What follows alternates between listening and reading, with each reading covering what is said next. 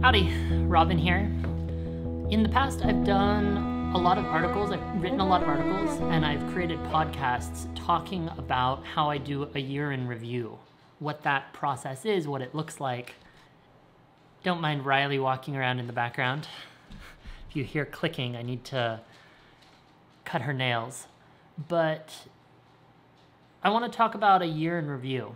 It's something that I've been doing usually in the last week of December, the last 2 weeks of December for, I don't know, 5 or 8 years probably. And the process changes. I continue to make tweaks as I go. But it's a way to intentionally look back on the year that was. And granted, the calendar year is somewhat arbitrary, but things slow down business-wise for most people. For me, they pick up because everyone else slows down, and I don't know, I guess I'm a counterpuncher. I go in the opposite direction, so emails don't come in as much, and I send more email. It's great. Anyway, I take some time. It's usually, I don't know, 5 to 25 hours over the course of about 2 weeks, and reflect on how I spent the majority of my time, that precious of precious assets that we all have a limited quantity of, and say, how did I spend my time, and what were the most rewarding and what were the least rewarding? So if you've been following along, you know that November 7th? November 6th of 2018, I sold Robin's Cafe after 2.5 years. I was just there this morning and it's doing great, and I am not in any way associated, which is even better. But I'm looking at the time that I spent, both in my calendar and mentally, on the cafe and saying, what did I like about this and what did I not like about it? I didn't like, really easy, food service. I don't love being in food service. I don't love being at the whim of 200 customers a day. I'd rather provide enormous value to a single customer on a given day or on a given week or a given month than try to cater to the interests of 200 customers and provide exactly the same service while still having it customized to them. It's not my strength. My strength is not assembly line food service.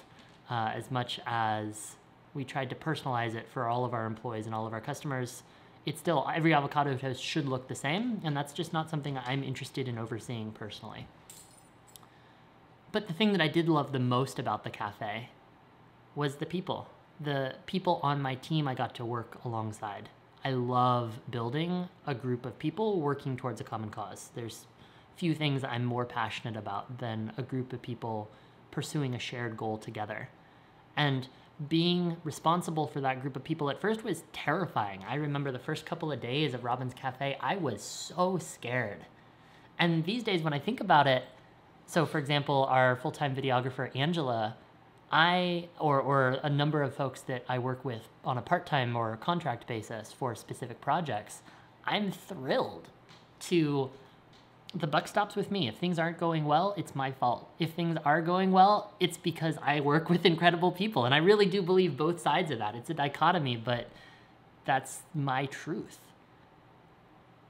I love working with people. I love supporting their growth and providing them a great place to work, a great place in which to stretch themselves and grow as whom they want to be, if that's not improper English. So, also I'm drinking a wine here. But when I look at the cafe, what didn't work for me was the urgency, the fires. There were so many fires every second. And I don't miss food service fires, but I really appreciated when something needed to be done, I was the person to do it.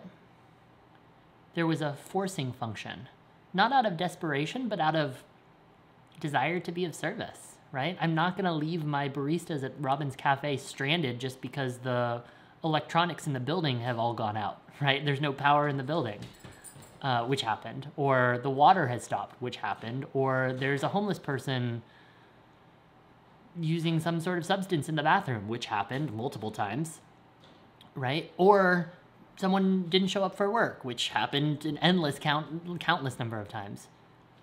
I don't miss any of those specific fires. And it got to the point where I would put down firefighter when it says job description. Pardon me, Riley would like me to take this toy. Not right now, Riley. Apparently this is a Grinch And Riley really enjoys that the Grinch squeaks. Thanks, BarkBox.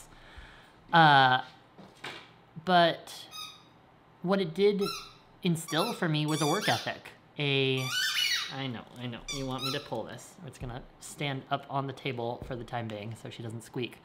And I'll play with her when we are off the video, Riles. For those watching who haven't met Riley yet, this is the adorable and ridiculous Riley Zander. And now she's gonna try and get it up on the table. So, I don't miss putting out those fires. But the forcing function of there's work to be done and I'm the person to do it, right? It's 9 o'clock at night on a Tuesday night. I've been up since 5. We're recording a blog or a vlog because I think it might be of value. Because that lesson learned of it's on me and I'm gonna do the work necessary was absolutely huge for me when I started the cafe. And I came to resent it and then I came to be grateful for it. And then I came to resent it again and grateful and resent and grateful and resent. But though I'm no longer in that business, I'm excited to set up situations where I am the ultimate party responsible, where it is on me to perform. Because otherwise, not just customers, but my team, I'm letting somebody down. In the same way, if I don't go on a hike every day, or at least a walk, I'm letting Riley down. Setting up environments for success, knowing yourself well enough to know what makes you tick. For me, having other people I'm accountable to is hugely motivating, right? Whether that's customers and employees at Robin's Cafe, or now a team that I'm building around Zander Media, or Riley, because she needs to go out several times a day and I work from home very frequently, so taking her out, whatever it is, setting up a situation so that you, knowing yourself, are gonna succeed. Now, I'm gonna give Riley a little bit of attention, and I'm sure we'll be back a little bit later or in the next couple of days with personal relationship. Riley, who just turned a year old, so lessons learned, having a full-time dog. There have been so many places I've spent time, Robin's Cafe very much being key among them. What are the lessons learned from each experience that you've had in the last year? Taking the time to sit down and, with a glass of wine or a dog squeaking toys in the background, figure out for yourself, what did you learn? Who are you as a result of that experience? I'd love for you to share. Tell me in the comments down below. And thanks for watching.